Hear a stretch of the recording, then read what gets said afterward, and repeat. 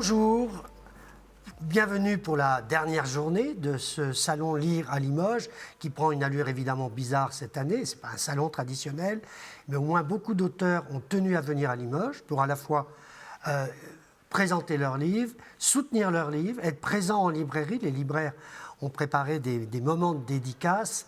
Et je suis ravi d'accueillir Romain Sardou. Bonjour Romain. Bonjour Antoine. Comment allez-vous? Ça va bien. Dites-moi, ce confinement, comment vous l'avez vécu? Assez bien dans le sens où, à la différence de beaucoup de gens, c'est pas un confinement qui a bouleversé ma vie professionnelle. Puisque je travaille chez moi, enfin, les écrivains, on est un peu confinés toute l'année, enfin, entre guillemets. Donc pour nous, ça n'a pas révolutionné notre façon de vivre. Vous n'avez pas d'autre activité que l'écriture? J'ai pas d'autre activité que l'écriture et je suis organisé, ma vie est organisée autour de ça, que ce soit mes enfants, que ce soit tout. Donc ça n'a pas été, voilà, je suis vraiment pour ce coup-là privilégié sur ce changement de vie. Alors, sur votre berceau, quand même, il y a eu des fées assez nombreuses, avec un trait général dans votre famille. Votre arrière-grand-père, Valentin, était comédien, humoriste. Votre grand-père, comédien aussi, et votre grand-mère, Jackie, comédienne. Et on pourrait même dire humoriste, parce qu'elle était très drôle. Hein. Et puis votre père, Michel, chanteur et écrivain. Il sort là, en même temps, cette semaine, je crois. Des souvenirs, oui. Des souvenirs. Oui. Voilà. Vous l'avez lu, son livre? Oui, bien sûr. Et alors, vous avez appris des choses? Alors, non, parce que c'est notre vie. Donc, je connais sa vie, je connais son travail, les gens avec qui il a travaillé et tout. Donc, mais c'est amusant la manière dont il le raconte, parce qu'il avait déjà... C'est un deuxième livre de souvenirs qui suit, qu'il avait sorti il y a 5-6 ans. Et il s'amuse à faire un dialogue imaginaire avec sa mère, justement. Donc c'est pas des souvenirs normaux, c'est un long dialogue qui noue avec sa mère. Donc moi, ce que je trouve succulent, c'est de retrouver aussi Jackie, parce qu'évidemment, il l'a retranscrit comme elle était. Donc c'était un personnage assez formidable. Alors, à un moment, je vais poser une question un peu banale, on a peut-être posé beaucoup depuis 20 ans. Pourquoi vous choisissez l'écriture? Je choisis l'écriture, mais c'est l'écriture qui m'a choisi. C'est moi, je suis, en fait, c'est pas ça. C'est que j'étais très jeune, je suis devenu un gros lecteur, vraiment fanatique de lecture. Qu'est-ce que vous lisiez? Des enfants comme ça. Je suis tombé très tôt dans Walter Scott. Ah oui? Donc le roman historique médiéval. Donc, c'est de là d'où mes premiers livres sont sortis. Donc moi, j'ai eu ce que j'appelle le syndrome du pompier. Vous savez, quand les enfants voient passer un beau camion de pompiers avec les casques qui brillent, ils disent ils veulent tous être pompiers. Voilà. Moi, j'ai eu ça en lisant Walter Scott. J'ai dit, moi, je vais faire la même chose. C'est le plaisir que j'ai à lire ça, l'amusement, la curiosité. J'avais 12-13 ans. 12-13 ans, à ce moment-là où vraiment ça s'est cristallisé. Et puis le goût de l'histoire. C'est-à-dire que je me souviens vraiment, le premier roman historique que j'ai lu, c'était Quentin d'Urvard, qui se passe sous Louis XI. Bon, j'avais 12-13 ans. Louis XI, je connaissais pas du tout. Et donc je voyais bien qu'en lisant le livre, il y avait des choses qui m'échappaient. Je savais pas très bien que ce personnage-là, il avait l'air d'être important, mais je savais pas qui c'était. Donc moi, à la fin de la lecture de ce roman, je suis allé lire, je suis allé dans une encyclopédie pour essayer de voir. Et puis là, je découvrais des nouvelles choses qui n'étaient pas dans. Donc tout mon goût, ma passion pour l'histoire, est vraiment né de là. Donc je dois tout au roman historique et à Walter Scott. D'ailleurs, votre premier roman fait partie de cette ligne-là, non? Mais complètement. Pardonnez nos offenses. Vous publiez, vous avez à peine 30 ans. C'est on pourrait penser à Umberto Eco même. Oui, parce qu'il a beaucoup marqué la littérature du médiéval. Avec le film de Jean-Jacques Hano et tout. Bien sûr. Et vous choisissez le XIIIe siècle, pas très loin d'ici d'ailleurs, à Toulouse, dans le comté de Toulouse, pour établir votre premier roman policier avec ce qui est ce qui a été mon grand plaisir de lecteur chez vous, avec des rebondissements, des cadavres, des énigmes, enfin c'est des gens... C'est là où je reste un Sardou.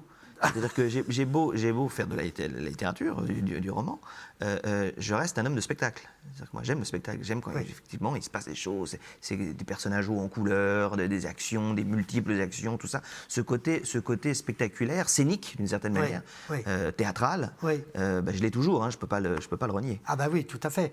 Et alors tout de suite, quand même, vous avez beaucoup de chance. Premier livre, premier succès. Succès, 300 000 exemplaires, 20 traductions. Et ce succès-là, vous devez avoir des copains dans l'édition, mais à la fois des gens qui doivent vous envier, donc pas forcément sympathiques, mais tous vos livres connaissent des succès. C'est tu as des degrés différents parce que ce que je fais beaucoup, c'est que j'ai tendance à beaucoup changer de période, ou changer d'époque ou de type de livre. Donc sur certains, j'ai le gros de mon public qui me suit avec joie, sur d'autres un peu moins, parce que c'est un peu plus risqué, c'est un peu plus différent, tout ça. Donc, et d'ailleurs, je fais ça et je vais continuer à faire ça, parce que c'est ce qui me nourrit beaucoup. Alors moi, je vous avais interviewé en 2014 pour un livre très, très étonnant dans votre production romanesque, qui était Fraulein. Ah oui, là c'était sous l'occupation. Voilà, et là, c'était un livre que j'avais trouvé, mais alors, vraiment très réussi. Et puis là, vous revenez à une série que vous avez appelée America. Il y a eu 2 précédents livres, La 13e colonne en 2010, La main rouge en 2012, et 10 ans après, enfin pas tout à fait, vous écrivez le 3e volume. Alors, c'est la fin de l'histoire sans être le 3e volume. C'est-à-dire que c'est complètement... Les 2 premiers sont quand même très proches. Ils se passent tous au XVIe et au XVIIe siècle, donc dans les colonies anglaises et au tout début des États-Unis. Et celui-là se passe aujourd'hui. Moi, je n'ai pas lu les 2 autres, de toute façon. Voilà, non, il se lit totalement indépendamment. Le seul point commun qu'ils ont, c'est que ce sont les mêmes... Je raconte l'histoire des 2 mêmes familles. Les tout premiers colons qui sont arrivés en 1690 et leurs descendants, aujourd'hui, qui vivent toujours en Amérique, de ces 2 familles anglaises, enfin d'origine anglaise et d'origine irlandaise. Alors, on va rentrer dans le détail de ce livre. La première scène, moi, je la trouve comme la dernière. Vous avez un sens de la description, du détail. Il ne manque pas un bouton guêtre, comme on dit. On est le jour de la Saint-Patrick, en 2007, à Philadelphie. Il y a une commémoration de l'implantation des Irlandais, qui sont arrivés en 1693. Je fais mon malin, mais c'est dans votre livre. Et là, le livre va démarrer. Parce que une phrase importante qu'on retrouve, une autre aussi qui est importante, derrière les grandes richesses, il y a toujours un crime.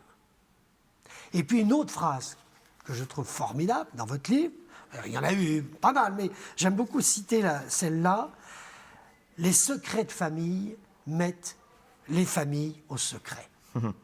Et tout est là, parce qu'il y a 2 familles dont vous allez parler dans le roman, avec des chapitres alternés, à des périodes différentes, des familles qui ne vivent aux États-Unis, en Angleterre, avec 2 héros. Alors, on ne va pas raconter tout le livre, là, Romain Sartoux. Il ne faut surtout pas tout raconter, parce que page-turner, tant pis, le mot est passé pratiquement dans la langue française, mais vous avez l'art de faire des courts chapitres, d'alterner ces 2 familles, donc, et vous avez l'art, comme dans les nouvelles, de la chute du chapitre. Comment ça se passe? L'écriture d'un livre pareil. Il y a beaucoup d'archives, beaucoup de recherches, parce que je suppose que tout est vrai. Tout est vrai. Et tout est fiction. Les personnages sont fiction, mais ce qu'ils vivent, les lieux où ils sont, les événements qu'ils rencontrent sont vrais. Ça, je le fais pour un roman qui se passe aujourd'hui, comme je le fais pour un roman qui se passe au XIIIe siècle. C'est vraiment, je cherche toujours à prendre les enjeux d'une époque et surtout à les respecter. Mais sur le principe de ce que vous appelez le page-turner, pour ce type... En fait, je le fais souvent parce que, à l'exemple de ce roman, j'ai souvent plusieurs histoires en parallèle. Des fois 3 même. J'ai fait 3 histoires qui petit à petit se construisent, se rejoignent, se reséparent. Bon. L'important, c'est effectivement d'avoir des chapitres où il se passe quelque chose de fort à la fin du chapitre. C'est à la fois un plaisir de jeu avec le lecteur, c'est un principe de c'est toujours un rebondissement et toujours Surtout, souvent agréable. on change de famille après. Mais c'est pour ça, c'est qu'en fait, pour que si je vous amène dans la famille, et c'est les Muir et les Bateman, je vous fais passer 10 pages avec les Bateman. Et puis après, je vous fais passer 10 pages avec les Muir, et puis je reprends les Bateman. Il ne faut pas que vous ayez oublié ce qui s'est passé en 10 pages. C'est-à-dire que tout d'un coup, il faut tout de suite vous réenclencher, et c'est finalement la fin de mon chapitre précédent qui me permet de bien redémarrer 20 pages plus tard. Donc c'est très important dans la construction et même dans l'univers mental du lecteur. C'est-à-dire qu'il y a besoin de ces points de repère très forts pour se dire, ah oui, on en est là, ah oui, c'est exactement... Romain Sartoux, sinon on se perd. Vous auriez pu publier ce livre comme faisait Zola, en le découpant, en feuilleton tous les jours. Ah bah oui, bien sûr. Mais pas que Zola, tout le monde. S'il y avait une morale à ce livre, quelle serait-elle? La morale? Ouais. qu'il faut regarder les héritages en face. C'est ça la morale, c'est qu'il faut tout ce qu'on enfouit, tout ce qu'on fait semblant de ne pas voir, il faut creuser les secrets de famille. Oui, les secrets à nous, les secrets de la société, les machins, oui, il faut les affronter, quoi. C'est pas plus on tarde à les regarder, plus on va mal les voir. Plus on va les déformer, plus va se créer des malentendus, des tensions. Et l'histoire des sociétés, c'est quelque chose. Hein. Alors moi, ce qui me frappe, je ne vais pas vous donner ma morale à moi de lecteur, mais tous ces êtres qui sont forts, il n'y a pas beaucoup de faibles dans le livre, hein. Ils ont tous des stratégies souvent machiavéliques. Enfin, la scène, je crois que c'est le 2e chapitre, où sur le bureau, on ligote un homme, le malédictin, il n'y a pas d'hésitation. Hein. On le ligote, on le tue, on l'égorge, je crois, enfin bon, bref. Mais à un moment, il y a toujours des émotions qui vont dominer le monde, c'est-à-dire qui vont dominer les situations. Ah bah tout le temps, mais c'est pour ça que c'est le bordel. La faiblesse des émotions, Romain Sardou. Oui, ou la force plutôt, c'est qu'elles prennent le dessus. Il y a toujours un moment où effectivement, vous avez beau être l'homme le plus puissant du monde, avoir tout ce qu'il faut, la tête d'une des mafias les plus importantes, quand c'est votre fille qui vous confronte, c'est pas la même chose, tout d'un coup. Et qui vous confronte à votre passé et à des choses que vous avez acceptées plus jeune et que vous n'auriez pas dû peut-être accepter en fait, que vous avez enfoui. Et elle, tout d'un coup, elle vous renvoie votre vérité en pleine gueule. Ouais. Qu'est-ce que là, tout le pouvoir du monde ne fait rien. Et tout d'un coup, il y a quelque chose qui vibre quand même. Ouais. C'est comme l'émotion du coup de foudre de Jennifer au début du livre. Bien sûr, bien sûr. Qui change tout le cours de l'histoire. Oui, c'est tout le temps ça. C'est tout le temps et puis c'est comme ça dans nos vies aussi. Il y a toujours un moment où on ne fait pas ce qu'on aurait dû faire, où on est surpris de ce qu'on fait. On ne pensait pas qu'on ferait ça, mais parce qu'on a réagi. On n'a pas agi, on a réagi. Est-ce que ce n'est pas aussi l'histoire de ces familles très puissantes qui disent ne rien lâcher? Bien sûr. Elles sont très puissantes parce qu'elles n'ont rien lâché. Mais quand il sait ça tout de suite, il ne lâche rien. Il dit je la retrouverai, je l'aurai. Une sorte de détermination. Ouais.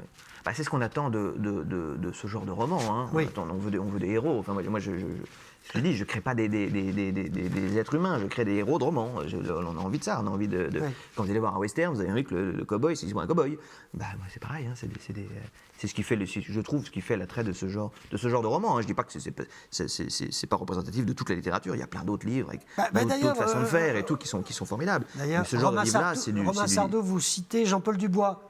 Oui. Au début du livre. Ouais, rien à voir avec c'est pas du tout votre univers littéraire. Non, bien sûr. Mais j'aime beaucoup Jean-Paul Dubois. Enfin, il y a plein de. J'aime beaucoup de littérature qui ressemble absolument pas du tout à celle que je fais. Oui, mais pourquoi avoir mis Jean-Paul Dubois quand même? Parce que ce qu'il dit sur les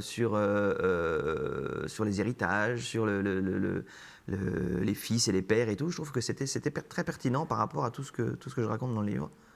Les notaires n'avaient à connaître que le partage de la ferraille, mais où passaient tous les biens de l'esprit? À qui profitaient-ils? Si les enfants pouvaient hériter de l'acquis de leur père, posséder seulement ce capital ontologique, vivre serait un jeu d'enfant et le monde infiniment riche. Évidemment. C'est vrai qu'à la fin, on hérite de quoi? On hérite de papier, de maison, de je sais pas quoi, mais on n'hérite pas de tout ce qui s'est passé dans la tête de nos parents, ou dans leur cœur, ou il y a des blessures qu'on ne connaît pas, il y a des vexations, des douleurs qu'on n'a pas vues.